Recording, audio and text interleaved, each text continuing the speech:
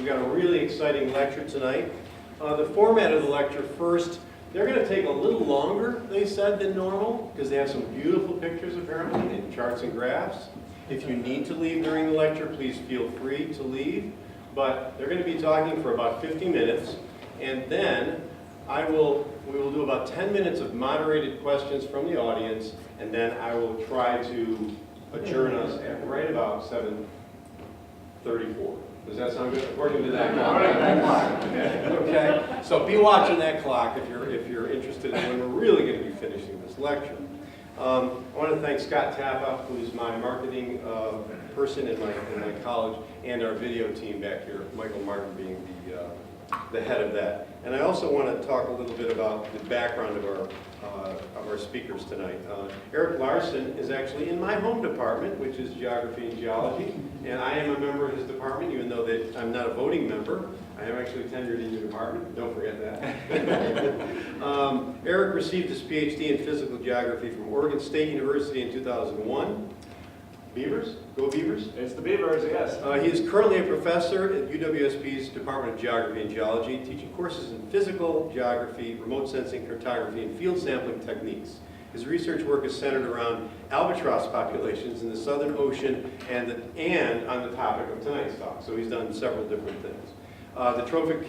He's working currently on the trophic cascade relationships between aspen, elk, and wolves in the Yellowstone. Susan is going to be working with Eric on the mathematical manipulations and mathematical modeling, perhaps, of some of the data that he collects in the study. She received her PhD in mathematics from Northern Illinois University in 1995. She's an associate professor in the Department of Mathematical Sciences. She teaches various classes, including math for non-science majors, calculus, linear algebra, and a proofs course. Her university activities are focused on equity and inclusive excellence for everyone on campus, especially students. And Susan and I have often talked about diversity and inclusive excellence on our campus. She's also the coordinator of the math room, and she also works as a tutor I think you're the tutoring coordinator in mathematics. Susan's also the 2014 recipient of the University Excellence in Teaching Award. So, without further delay, I'd like to introduce Eric Larsen and Susan Talarico.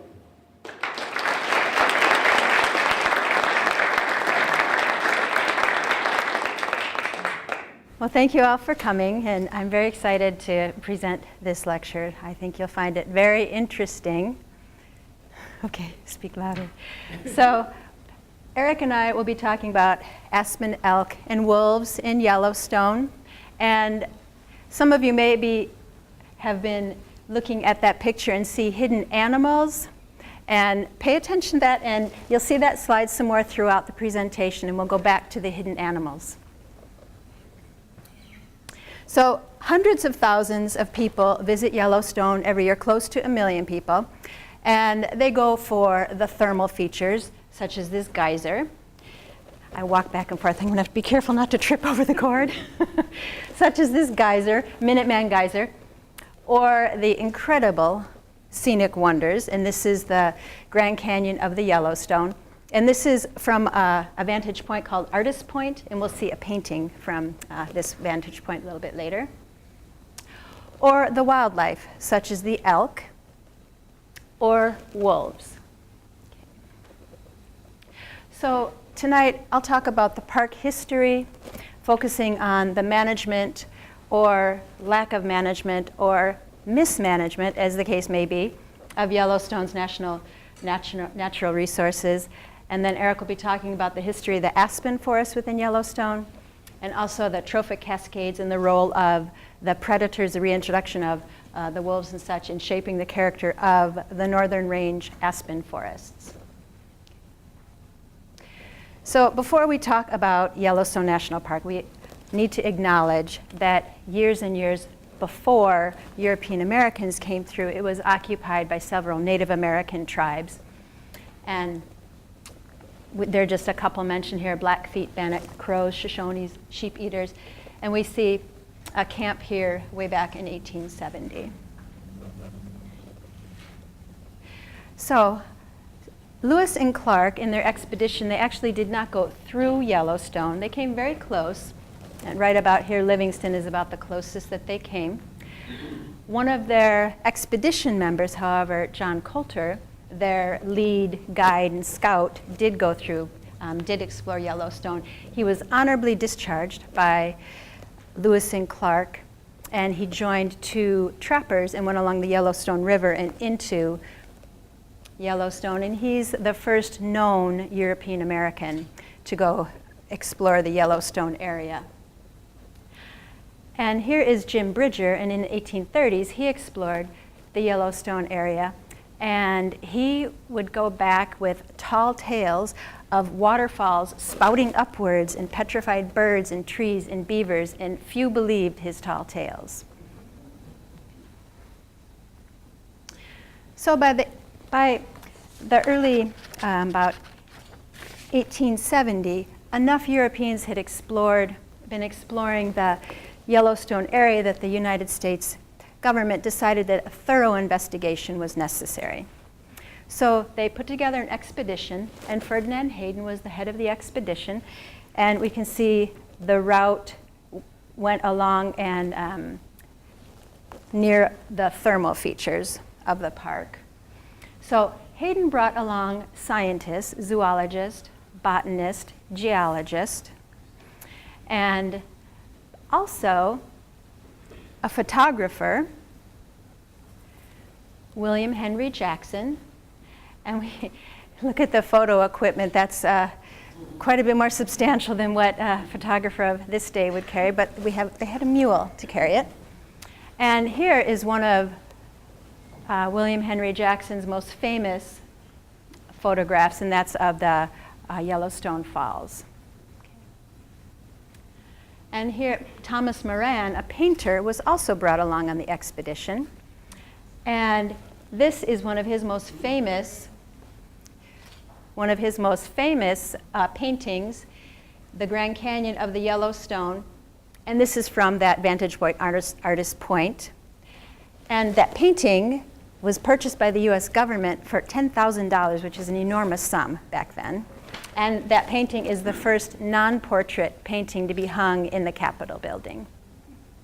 So this expedition had scientists and a photographer and an artist, and as it turns out, these images were very influential in getting Yellowstone established as a national park. And it's a good example of art being as influential, if not even more influential, than science in bringing about change. And also, these images gave some basis in fact to Jim Bridger's tall tales. Okay. All right, so March 1st, 1872, Yellowstone is established as the world's first national park. And here, the image on the right, that's the photograph of William Jackson's. And this, you can see how high that waterfall spouts upwards. That's Old Faithful. Those of you that have been to Yellowstone probably have seen Old Faithful. And you can see, based on the size of the figures in the front, how tall that does shoot up. And if you go to Yellowstone these days, you wouldn't be able to get that close to Old Faithful. And here is a painting by Thomas Moran of one of the thermal features in Yellowstone, the Castle Geyser. So how many have been to Yellowstone? So how many have been there more than once? Aha. More than 5 times? Aha. All right. So just in this room, several of us have been to Yellowstone. Okay. So the boundaries of the park were drawn to protect the thermal features of the park, and what it didn't take into account was the biological ecosystem, and in particular, the winter range of the elk is pretty much split in half by the boundary of the park. Half the range is in the park and half the range is north of the park, and that, as Eric will get into, has significant impact on the wildlife. So we have this beautiful park established, but alas, as the slide indicates, trouble in Wonderland. The people that proposed the bill for the park knew that in the 42nd economy-minded Congress, if there were funds attached to it, it wasn't likely to pass. So they passed it with the idea that the park would be able to be managed and operated with no cost to the federal government. And how did they come up with this? Well, the Northern Pacific Railroad at that time had its endpoint, its terminus in Bismarck in the Dakota Territories, and they had plans to extend that along the Yellowstone River and then have a route into Yellowstone. So the idea was that tourist traffic, concessionaires, and various fees, that would take care of the money needed to operate and manage the park. So it sounds too good to be true, right? It was. It was too good to be true. That the railroad was not extended due to the financial panic of 1873. And so we have a national park established with no fees to operate or manage it or protect the resources. So the early history of the park is very troublesome. And these next couple of slides were really difficult for me to see for the first time. So this is very characteristic of early history in Yellowstone.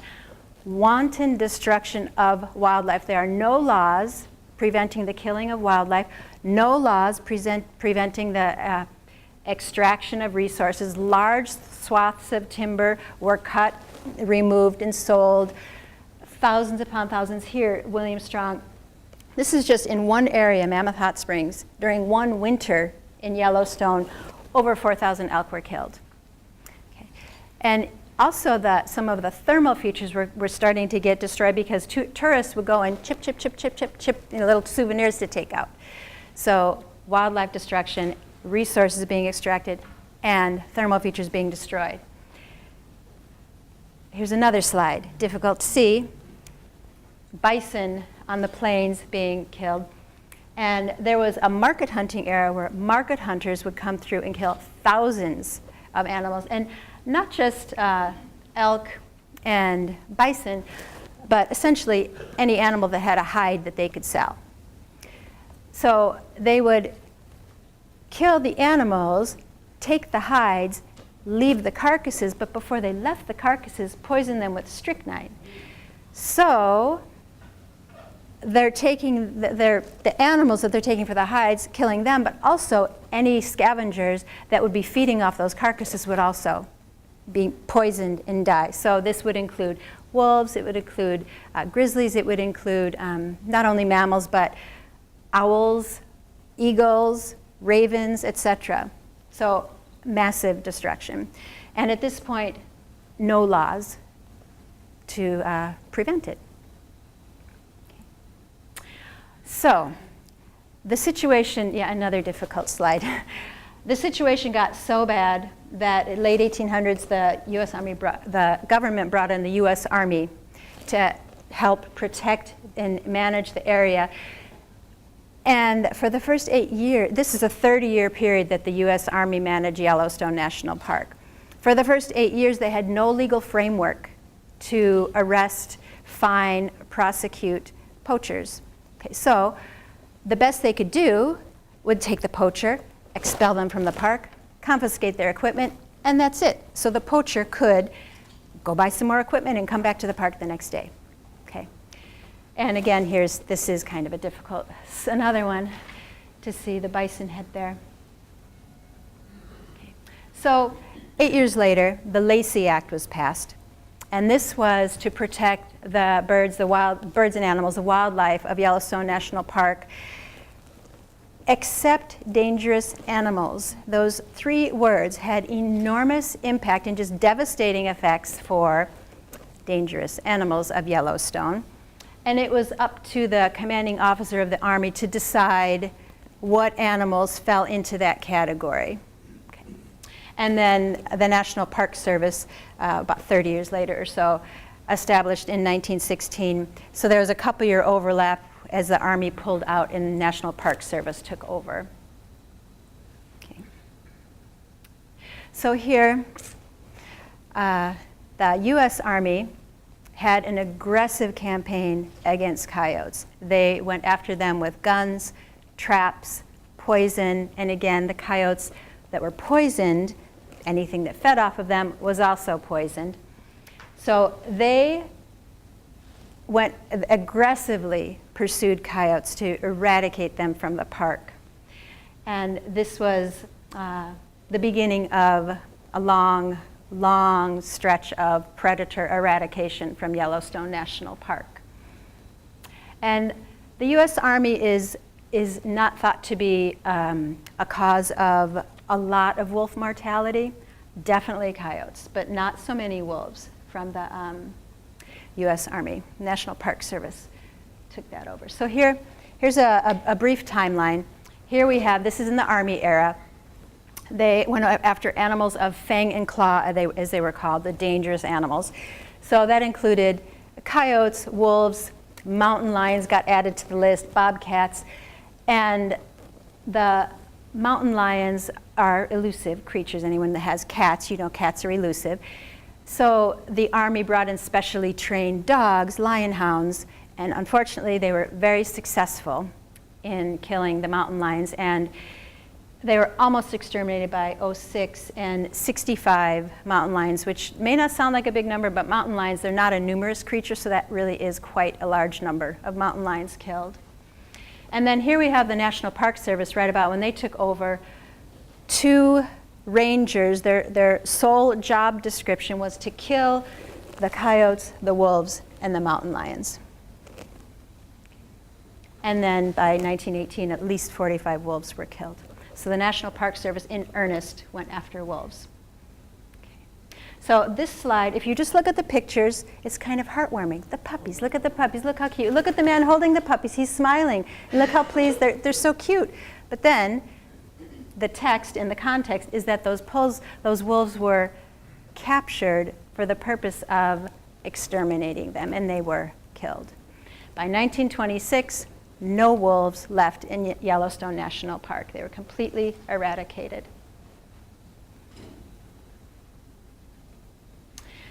So, at the same time that the predator eradication is taking place, the National Park Service is actively feeding the elk and the bison through the winter months to help them get through their harsh winters, and they're actively breeding bison to increase the size of the herd. When the herds got too big, then they would shoot some of the bison or the elk, and then they would feed them the next winter and breed the bison. And then, so predators, they had no winter predation. The grizzlies are hibernating, the wolves are gone. So they had virtually no winter predation, and in the spring, the grizzlies will take some of the calves of the elk, but virtually very little predation. So as early as 1932, the result is that vegetation is heavily, heavily grazed because there are so many of the elk and the bison. Okay. So, and not only the vegetation is declining in quantity, but also quality, and also there's a lot of erosion because there isn't vegetation. Okay. And this continued for decades. Okay. So, Aldo Leopold, as early as 1944, is indicating that the eradication of wolves from Yellowstone was a big mistake, and he is encouraging reintroduction of wolves to Yellowstone. And 1944, that's some 50 years before it actually took place. There's no legal framework with which to reintroduce a wolf into Yellowstone National Park until the Endangered Species Act was passed in the Nixon administration in 1973. So now their legal framework is in place. And 1978, this actually is the Wolves of Yellowstone. That was a very influential report in favor of the reintroduction of wolves into Yellowstone. And then it wasn't until the final environmental impact survey was complete that the reintroduction of wolves could take place. And here, this is wolf number 10, and he is one of the original 14 wolves to be reintroduced into Yellowstone National Park. So